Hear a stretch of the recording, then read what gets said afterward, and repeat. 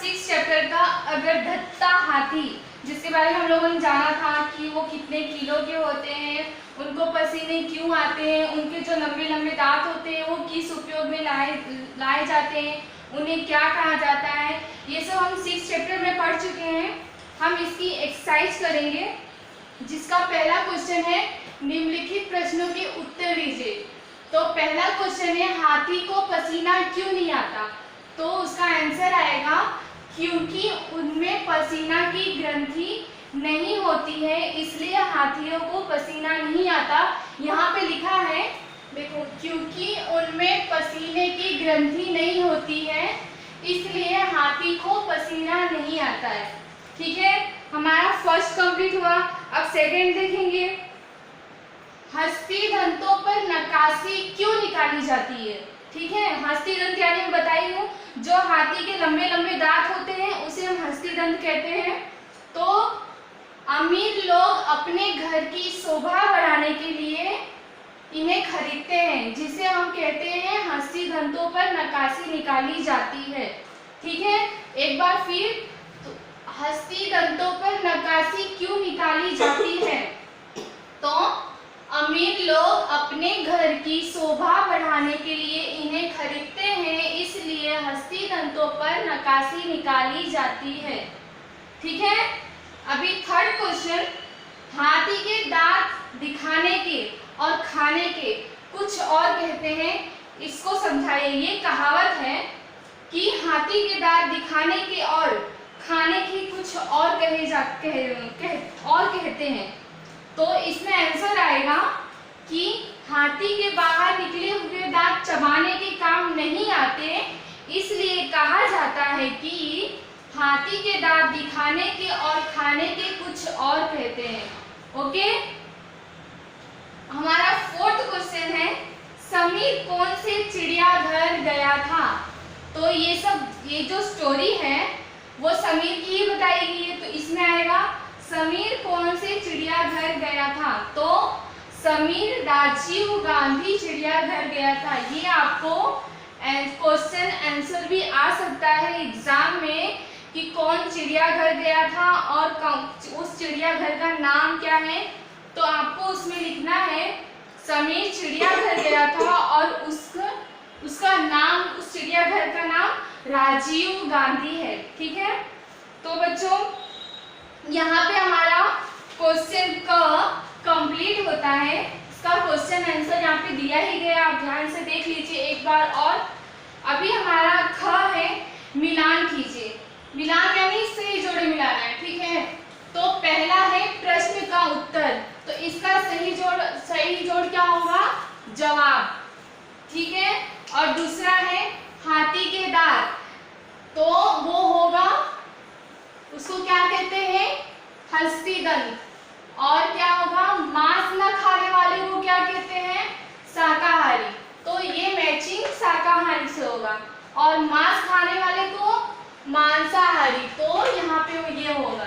ठीक है, यहाँ पे हमारा मैचिंग भी कंप्लीट होता है। अभी हम भाषावाचक शब्द देखेंगे, जिसमें पहला दिया गया है, देखो सर्वनाम। सर्वनाम किसे कहते हैं वो दिया गया है। तो जो शब्द संज्ञा के स्थान पर प्रयुक्त होते हैं उन्हें हम क्या कहते हैं? सर्वनाम कहते हैं। जैसे कि आएगा मैं आज स्कूल नहीं गया, तो यहाँ पे मैं क्या हुआ? सर्वनाम हुआ। ये संज्ञा के स्थान पर यूज हुआ है, इसलिए इसको हम सर्वनाम कहेंगे। ओके बच्चों, यहाँ पे मैं पूरा सेंटेंस आपको लिख के बताती हूँ। मैं आज स्कूल नहीं गया, मान लो ये एक एग्जाम्पल है, मैं आज स्कूल नहीं गया। ओके, इसकी जगह कुछ और भी आ सकता था, जैसे कि रवि आज स्कूल नहीं गया, मान लो ऐसा आया, तो इसके स्थान पर ये यूज हुआ है, मैं जो है वो यूज हुआ है, तो हम इसको सर्वनाम कहेंगे। ठीक है, यहाँ पे लिखा भी है जो शब्द, ये क्या हुआ? संज्ञा। संज्ञा के स्थान पर प्रयुक्त होते हैं उन्हें हम सर्वनाम कहते हैं। जैसे कि सर्वनाम कौन कौन से हैं? वह, मैं, तुम, वे इत्यादि क्या है? सर्वनाम है। ठीक है, ये एग्जाम्पल है। ये आप ग्रामर की नोटबुक बनाना अलग से, उसमें ये लिखना आपको है। हर चैप्टर में थोड़ा थोड़ा ग्रामर दिया ही है, तो आपको वो ग्रामर अपनी बुक में लिखने ही है, क्योंकि ग्रामर भी एग्जाम में आता है। ठीक है, जैसे कि पुरुषवाचक, निश्चयवाचक, ये सब सर्वनाम के 6 भेद हैं। ठीक है, ये सर्वनाम के 6 भेद हैं। तो पहला है पुरुषवाचक, निश्चयवाचक, अनिश्चयवाचक, शब्दवाचक, प्रश्नवाचक और निजवाचक। ठीक है, ये 6 सर्वनाम के भेद है। 6 भेद होते हैं। आपको क्वेश्चन में भी आ सकता है, तो आपको ये लर्न भी करना है। तो पहला है पुरुषवाचक सर्वनाम के बारे में हम जानते हैं कि पुरुषवाचक सर्वनाम क्या होता है। पहले हम पुरुषवाचक सर्वनाम के बारे में, ये भी पुरुषवाचक सर्वनाम के बारे में जान लेते हैं, फिर नेक्स्ट चैप्टर में ये सब निश्चयवाचक, अनिश्चयवाचक, शब्दवाचक, ये सब नेक्स्ट चैप्टर में आएंगे। तो पहला हम पुरुषवाचक जानते हैं कि वह सर्वनाम जो किसी व्यक्ति के लिए प्रयुक्त होता है। ठीक है, उसे हम क्या कहते हैं? पुरुषवाचक सर्वनाम। जैसे कि यहाँ पे रवि आज स्कूल नहीं गया, तो यहाँ पे रवि कौन है? एक व्यक्ति है। रवि एक इंसान का नाम है और वो लड़का है, यानी वह पुरुष है, इसलिए ये कौन सा सर्वनाम हुआ? पुरुषवाचक सर्वनाम हुआ। ओके, और पुरुषवाचक सर्वनाम के भी 3 भेद होते हैं। पहला है उत्तम पुरुष, दूसरा मध्य पुरुष और तीसरा अन्य पुरुष। ठीक है, पुरुषवाचक कितने भेद होते हैं? 3 प्रकार। भेद की जगह प्रकार भी हो सकते हैं। 3 प्रकार होते हैं। पहला है उत्तम पुरुष, मध्यम पुरुष और अन्य पुरुष। ठीक है, 3। तो पहला उत्तम पुरुष, बोलने वाला या लिखने वाला अपने नाम के बदले में जिस सर्वनाम का प्रयोग करता है उसे हम उत्तम पुरुष कहते हैं। ठीक है, बोलने वाला यानी मैं, लिखने वाले यानी आप, अपने नाम के बदले, मतलब हम दोनों अगर अपने नाम के बदले किसी और नाम का प्रयोग करते हैं उसे हम उत्तम पुरुष कहते हैं। ठीक है, जैसे कि मैं, हम।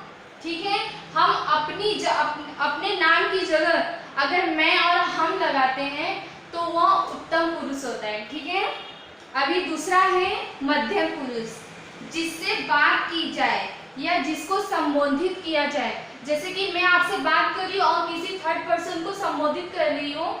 ठीक है, उसके नाम के बदले मेरे नाम और वो थर्ड नाम जिसको मैं संबोधित कर रही हूँ उसके नाम के बदले जो शब्द प्रयोग होता है, जो शब्द यूज होता है, उसे हम मध्यम पुरुष कहते हैं। मतलब बीच का पुरुष, हम दोनों के जो बीच में जो मध्य में है वो पुरुष को हम मध्यम पुरुष कहते हैं। नॉर्मल सी भाषा में समझा जाए तो मेरी और मैं जिसको संबोधित कर रही हूँ और जो बीच में जो है उसे हम मध्यम पुरुष कहेंगे। ओके, जैसे कि तुम और आप। ओके, और तीसरा है अन्य पुरुष, जिसके बारे में बात की जाती है या लिखा जाता है। ठीक है, किसी थर्ड पर्सन के बारे में हम बात कर रहे हैं या लिख रहे हैं, उसके नाम के बदले में प्रयुक्त होने वाला शब्द को हम अन्य पुरुष कहते हैं। जैसे कि यह, वे, वह, ये सब। ठीक है, तो ठीक है, अब हमारा नीचे दिया गया है निम्नलिखित सर्वनाम शब्द का अपने वाक्यों में प्रयोग कीजिए। आप ये ग्रामर देख लीजिए, अगर आपके पास बुक नहीं हो तो मैं आपको ये दिखा देती हूँ। ये देखिए, यहाँ पे सब दिया गया है।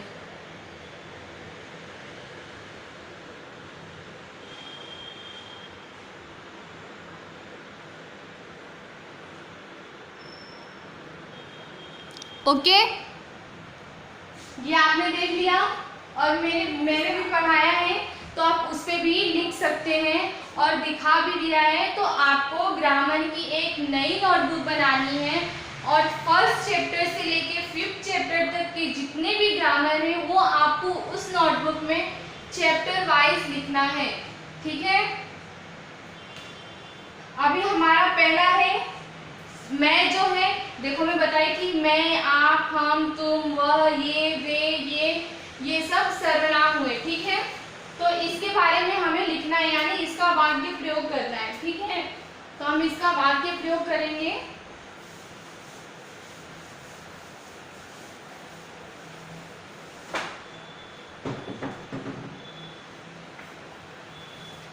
यहाँ पर पहला है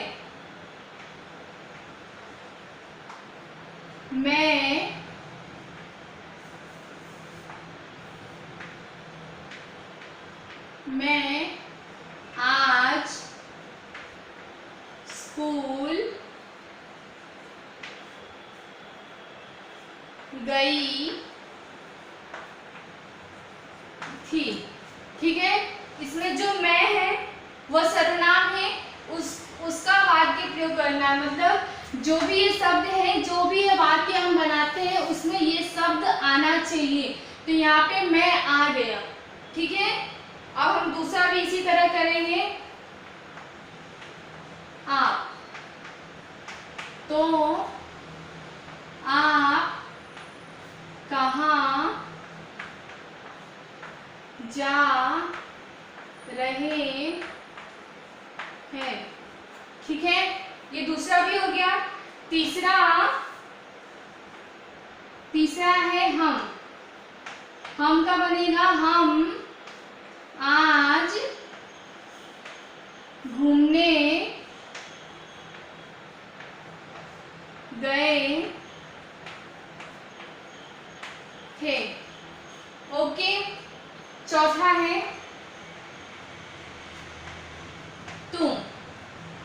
तुम कहाँ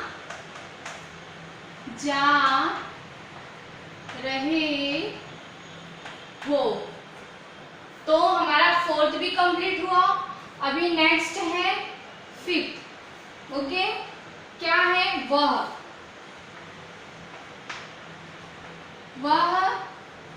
लड़का कहाँ गया था। इसकी जगह आप कुछ और भी प्रयोग कर सकते हैं, जैसा आपको ठीक लगे। जरूरी नहीं है कि जो मैं लिखी हूँ वही आपको कॉपी पेस्ट करना है। अगर आपसे और अच्छा शब्द बन सकता है तो आप उसका वाक्य प्रयोग करके बना सकते हैं, ठीक है। छठा है ये लड़की कौन है, ओके। तो छठा भी हमारा कंप्लीट।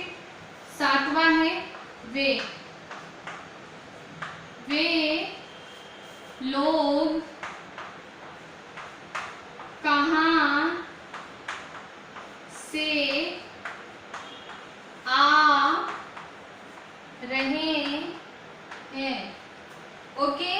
अब आठवां है ये सभी लोग क्या काम कर रहे हैं, ओके बच्चों। तो हमारा ये 8 पॉइंट यहाँ पे लिखा हुआ है, आप फिर से देख लीजिए। मैं, आप, हम, तुम, वह, यह, वे, ये, ओके। 8 पॉइंट यहाँ पे लिखा गया है, आप देख लीजिए। अब हमारा आता है नेक्स्ट क्वेश्चन। निम्नलिखित वाक्यों में से पुरुषवाचक सर्वनाम भेद सहित चुनकर लिखना है, ठीक है। तो इसमें देखो पुरुषवाचक और सर्वनाम दोनों दिए गए हैं, ठीक है। तो इसमें पहला है मैं आज स्कूल नहीं गया। तो इसमें जो मैं है वो सर्वनाम है, ठीक है। तो यहाँ पे मैं आपको लिख के बताती हूँ।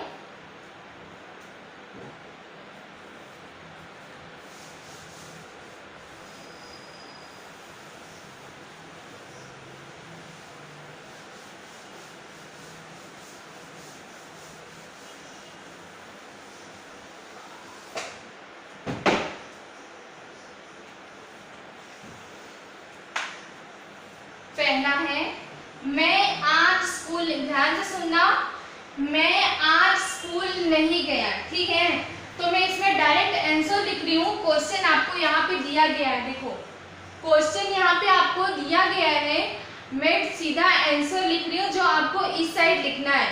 ओके, तो पहला है मैं आज स्कूल नहीं गया, तो इसमें आंसर में लिखना है मैं सर्वनाम है। ओके, अभी दूसरा है तुम इस काम को नहीं करोगे, तो तुम भी क्या है, वह सर्वनाम ही है। तुम सर्वनाम है।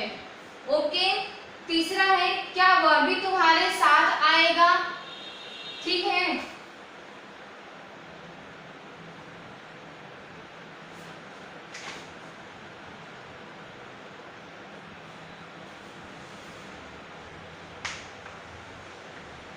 तो यहाँ पे क्या जो है वह सर्वनाम है। ओके, अभी फोर्थ है हमारे घर आज एक ऋषि आए। हमारे घर आज एक ऋषि आए, यहाँ भी किसी व्यक्ति का नाम नहीं दिया गया है, तो हमारे जो है वह सर्वनाम है।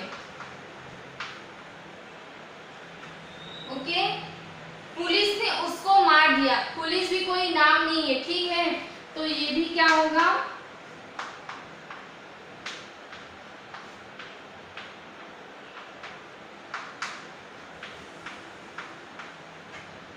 ओके।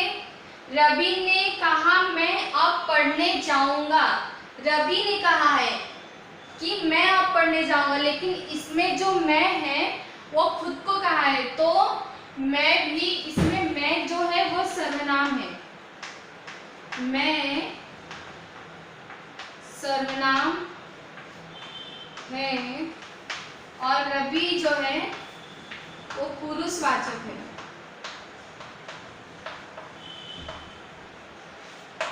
ओके, आठवां है सचिन ने सुमन से पूछा कि क्या तुम शहर जाओगी। किसने पूछा है, तो सचिन ने पूछा है, तो इसमें सचिन पुरुषवाचक है।